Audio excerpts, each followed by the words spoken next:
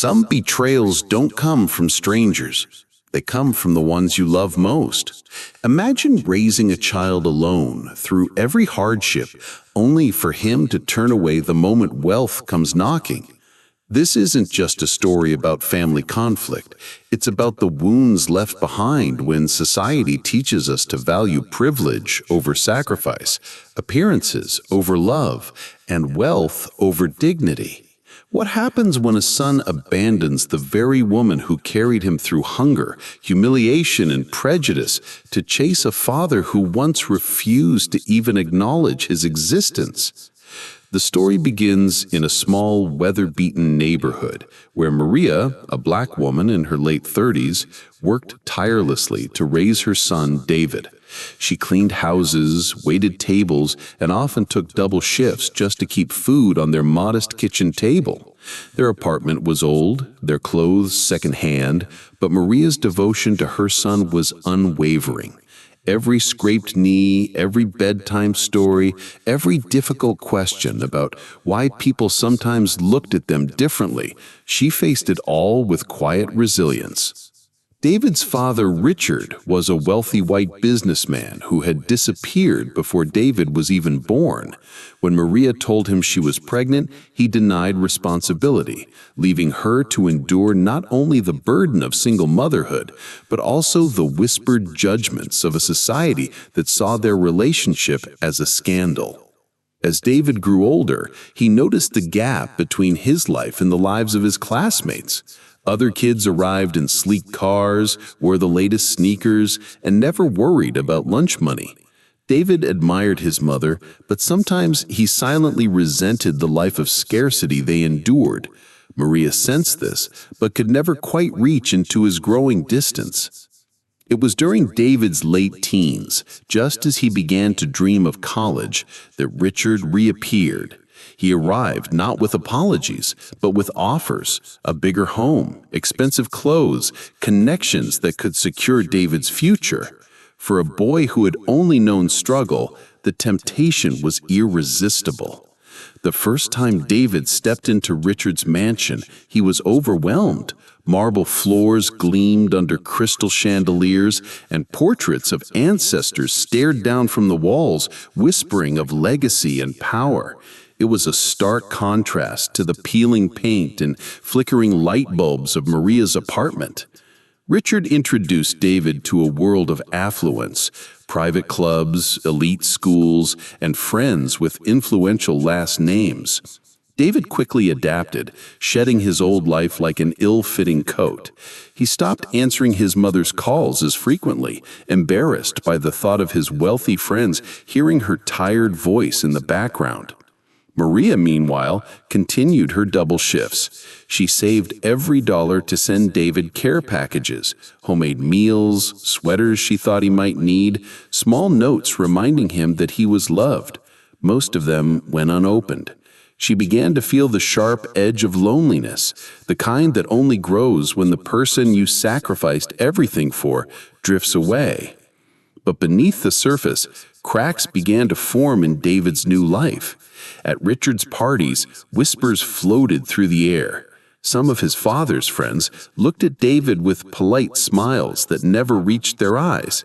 They questioned his place in their circles, noting his darker skin and different features.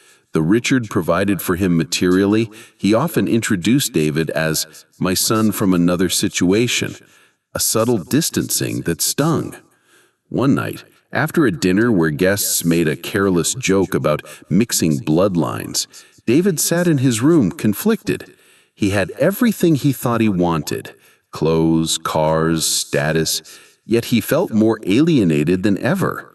He remembered how, as a child, his mother used to wrap him in a blanket when the heater broke, whispering that warmth was not just from fire, but from love. That memory gnawed at him, though pride kept him from returning to her. The tension grew until it was unbearable.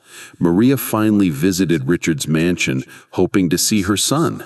She arrived in her waitress uniform, exhausted, but determined. David saw her at the gate, her eyes filled with quiet longing, but he turned away, too ashamed to introduce her to his new circle. That night, Maria walked back alone, her heart heavier than the shift she had just worked. The breaking point came when Richard hosted a lavish gala. David, dressed in an expensive suit, mingled with people who spoke casually about investments worth more than his mother would earn in a lifetime.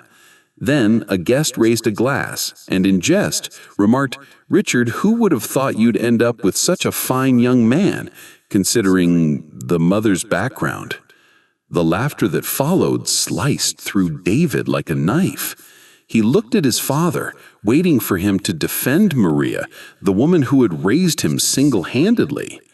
But Richard only chuckled, brushing it off as harmless banter. In that moment, David felt a flood of memories. His mother's cracked hands after scrubbing floors, her proud smile when he brought home a good grade, the way she shielded him from cruel stares at the grocery store. He realized the painful truth. The people who claimed to accept him would never respect where he came from, and the father he had idolized would never honor the women who had sacrificed everything. Overwhelmed, David excused himself from the gala, his chest tight with shame and regret. For the first time, he saw his father's wealth for what it truly was. A gilded cage built on arrogance, denial, and silent prejudice. The next morning, David went back to the neighborhood he had tried so hard to leave behind. When Maria opened the door, she looked tired, but hopeful. For a long moment, David couldn't speak. He simply dropped to his knees, tears streaming, and whispered apologies that poured from years of silence. Maria, though broken-hearted, wrapped her arms around him. Her love had endured too much to crumble now.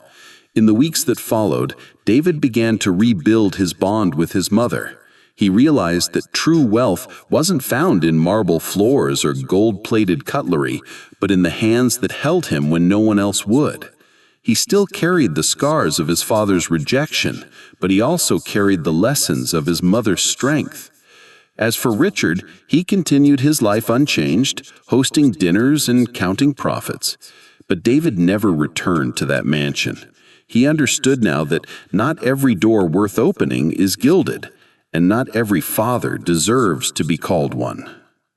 The story of David and Maria isn't just about a son choosing between two parents. It's about the values society teaches us to prize. Too often, people are judged not by their sacrifices or their love, but by the weight of their wallets and the shade of their skin. So, I leave you with this question. What defines true success? The wealth you inherit or the love you honor?